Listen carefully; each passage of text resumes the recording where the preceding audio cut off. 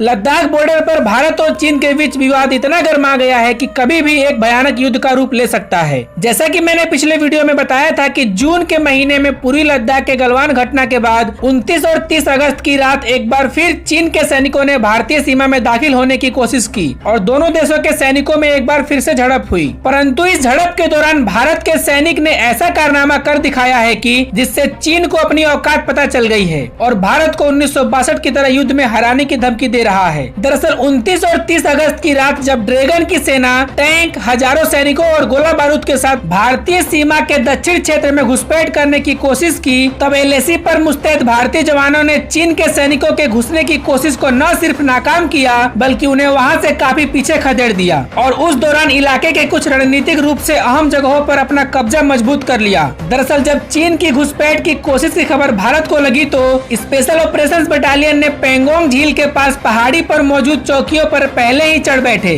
और एक स्थान पर अपनी स्थिति पहले ही मजबूत कर ली जिस पर दोनों देश अपना होने का दावा करते हैं। भारत के सैनिक अब साउथ बैंक ऑफ पेंगोंग झील में ऊंचाई पर भी तैनात हैं, जिससे वो चीन के मुकाबले एडवांस पोजीशन में हैं। अगर हम नॉर्थ बैंक या फिंगर एरिया को देखें तो वहाँ चीनी सैनिक फिंगर 4 की चोटी पर बैठे हैं और हाइट का फायदा लेने की कोशिश कर रहे हैं। अब साउथ बैंक में भारतीय सैनिकों ने वही किया है और ऊंचाई पर तैनाती कर डट गए हैं, जिसके बाद डरपोक चीन ने तो पहले भारतीय सैनिकों को अपनी सेना पीछे हटाने की मांग की और फिर जब बात नहीं बनी तो पहले की तरह गिदड़ धमकी देने लगा और उल्टा भारत पर ही आरोप लगाने लगा। दरअसल चीन की सरकारी मीडिया ग्लोबल टाइम्स ने कहा है कि भारत चीन की टक्कर का नहीं है और अगर पेंगोंग झील में कोई विवाद है तो उसका अंत सिर्फ भारतीय सेना की एक बार फिर से हार से होगा। ग्लोबल टाइम्स ने आगे कहा कि पेंगोंग झील के दक्षिणी किनारे पर चीन का वास्तविक नियंत्रण है और 1962 में चीन की सेना ने भारत की सेना को यहीं हराया था। इस बार फिर भारतीय सेना यथाशक्ति को बिगाड़ने की कोशिश कर रही है जिसका अंजाम 1962 जैसा ही होगा और इसके साथ उल्टा भारत पर ही आरोप लगाते हुए कहा कि भारतीय सेना ने ही दोनों देशों के बीच जारी बातचीत में बनी सहमति का उल्लंघन किया और जानबूझकर वास्तविक नियंत्रण रेखा को पार किया